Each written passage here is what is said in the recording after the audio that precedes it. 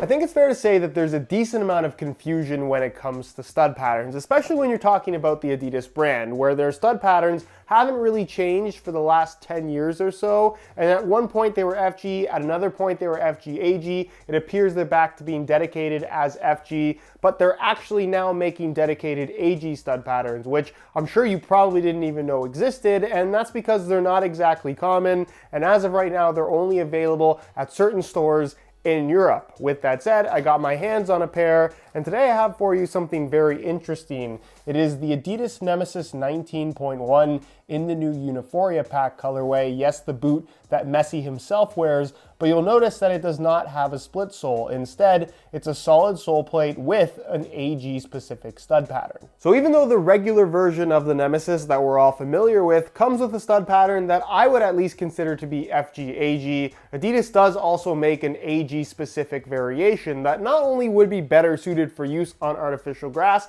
it is arguably a better FG AG stud pattern than this, and I want to explain why that is and what these have going for them in today's video. So if you want to learn more about them, including how they fit and feel on feet, please stick around and watch the entire video. And if you're interested in a pair of these for yourself, like I said earlier, they're only available in Europe for a retail price of around the normal price of $225. I'll leave a little pop-up on screen, or you can click the first link down below. That's going to take you to the review page where you will find links to pick these up. By the way, if you guys do end up enjoying this video and perhaps want to see more stud pattern variation on the channel, don't forget to support this one with a like. And if you are new here watching for the first time and don't want to miss out on weekly content on everything football boots, make sure you hit that subscribe button. Ain't no extras with these.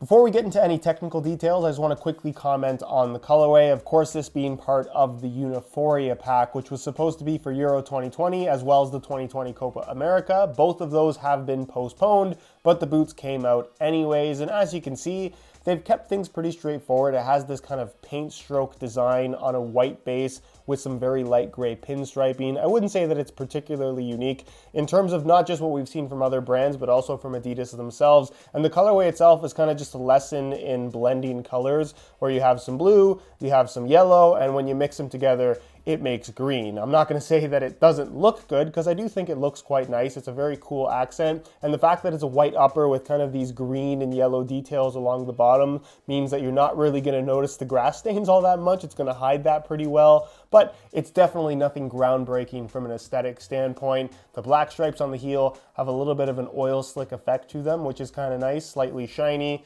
Your Nemeziz branding as well as Adidas logo in black there on the front. And then the sole plate, it's a non-wearable finish, and it is colored in, of course, neon yellow to match the rest of the boot. I will say that a non-split sole variant of the Nemeziz does actually look quite good. As for the performance side of things, obviously the Nemeziz is not the most popular, and there's an argument to be made that it's one of the world's greatest mysteries at how Adidas managed to have literally one of the greatest footballers of all time in Leo Messi headlining his own pair of football boots that nobody seems to care about for some reason. That doesn't make a lot of sense, but at the same time, from a marketing perspective, they have kind of shot themselves in the foot with this whole agility boot in the Nemeziz and speed boot in the X, where I think a lot of people, when they're given the choice between the two, they pick the X over the Nemeziz. And the whole agility boot concept as a whole, I think, is kind of dumb. What is agility without speed? If you're just moving from side to side slowly, you're not agile, you're just slow.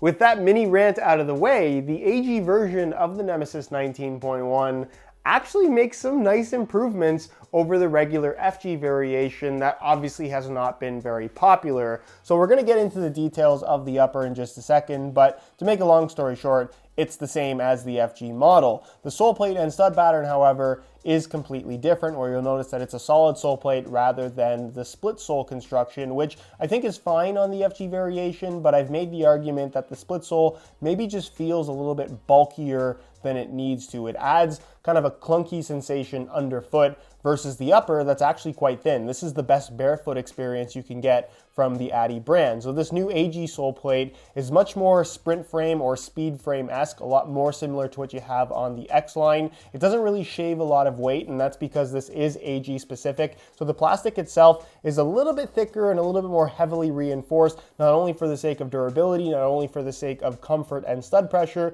but also to deal with the extra heat that you're typically going to find on an artificial grass playing surface surface that of course is outdoors in the sun. The stud pattern, as you'll notice, is a little bit different as well. It doesn't veer too far off what we're used to seeing from the Adi brand, but you'll notice that along the outside, instead of 3 studs, you'll find 4, and you have 2 support studs in the middle, with the shape of the studs kind of being this 3-sided, almost conical, but not quite shape. And you'll notice that the studs themselves are a little bit shorter in length versus the FG variation, mainly because you don't really need a super long stud for use on artificial grass. You'll also notice that it has a little bit of kind of a toe pick.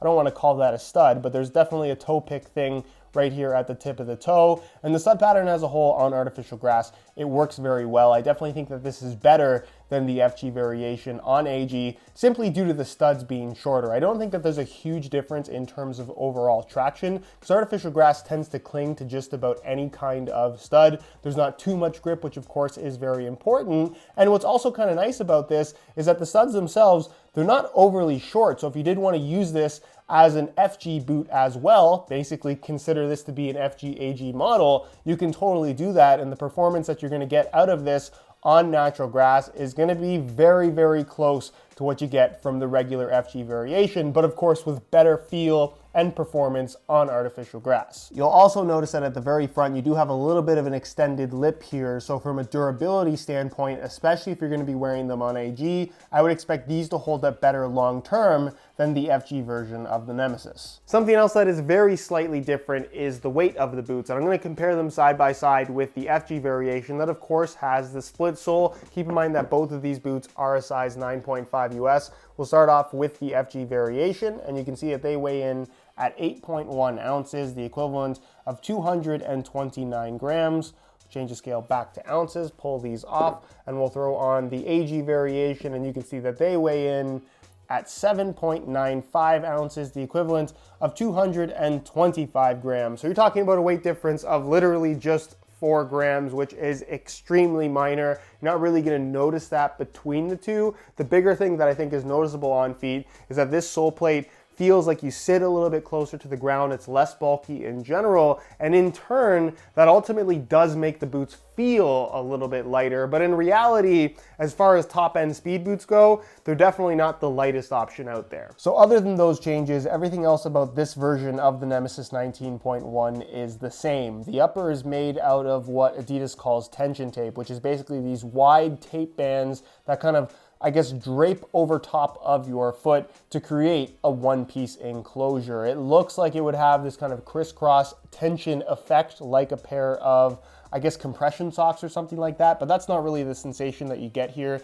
The only part of the upper that is stretchy and elasticated is, of course, across the top of the foot, so you can get your foot in and out of the boots, but it's not really providing much in the way of tension. That's actually coming from the laces themselves. But the upper as a whole, it's thin, it's flexible, it's not soft. This is more of a true barefoot feel versus what you're gonna get from the speed mesh upper on the more popular X19.1, which is still thin. There's a barefoot aspect to it, but there is of course a very padded sensation because of the mesh base that does have this softness to it. This doesn't have any padding, so if you're looking for the best barefoot feel from the Adidas brand, this is definitely the boot that you want to go for. This actually compares more closely to a Mercurial than the X in terms of overall touch, believe it or not. The lockdown, because of the lacing system, is quite good. I have had people ask me if they can wear this version of the Nemeziz without laces. You can, be my guest, but they're not really gonna have much in the way of lockdown whatsoever. And what's also nice about this tension tape design is that you do have the same material across the entire foot, so the touch on the ball and overall thickness of the upper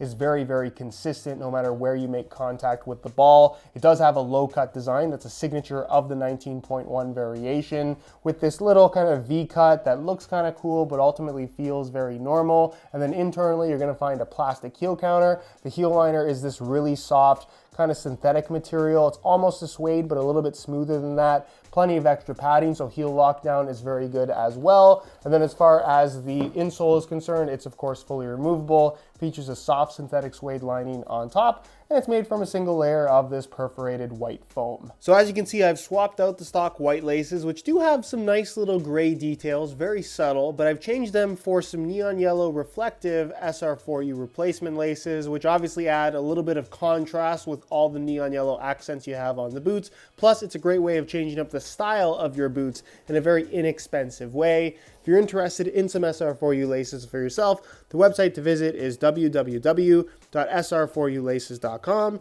There'll be a little pop-up on screen as well as a link down below in the description. So if you're interested in some for yourself, be sure to go ahead and check that out. On feet, the AG version of the Nemeziz 19.1 feels really good, and there is a distinct difference between this and the FG model, where the FG version with its split sole, for whatever reason, the sole plate feels a lot thicker than it perhaps need to be, especially in comparison to a lot of other boots, where this, having a more traditional sole plate design, you sit a little bit closer to the ground. I think there's an enhanced aspect of stability that comes along with that, and they've managed to change up the sole plate without really tampering with the shape all that much. So the overall fit and really just tightness that you get throughout the entire foot with the Nemeziz remains true here on this AG variation. So for me, it's a slight improvement, although everybody's going to have their own preference when it comes to that kind of thing. As far as the overall feel is concerned, they're very comfortable football boots, especially considering how thin they are. They don't really have a soft sensation, but in general, if you like that kind of tight,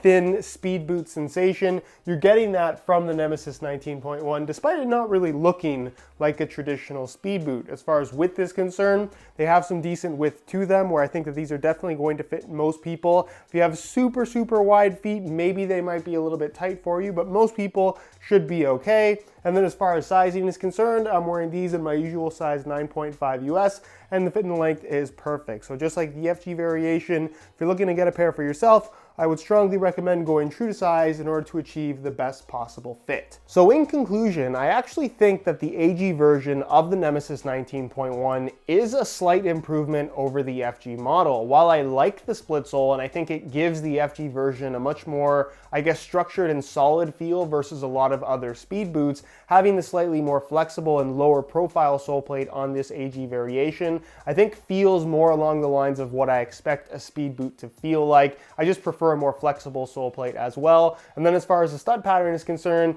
even though it's dedicated as an AG stud pattern, I think is better suited for use on artificial grass. When it comes to using it on natural grass, the performance gap between this and the dedicated FG variation is very, very small. So as a true FG AG option, if you will, I actually think the AG version is the better buy. And then everything else about the boot is the same, regardless of whether you go for the FG or AG version of the Nemeziz 19.1. It's certainly not a football boot for everybody, but if you had your eye on a pair of these Nemeziz boots, the AG version is one that I can definitely recommend. Anyways, guys, that's it for my review. Hopefully you enjoyed the video. If you did, be sure to support it with a like. Again, if you're interested in a pair of these for yourself, first link down below, that's going to take you to the review page on my website, where I have a couple different retailers in Europe that do ship internationally, by the way, where you can pick these boots up. If you have any questions, as always, leave them down below in the comment section, and I'll do my best to get an answer out to you. If you're not subscribed to the channel already, make sure you hit that subscribe button along with the little bell notification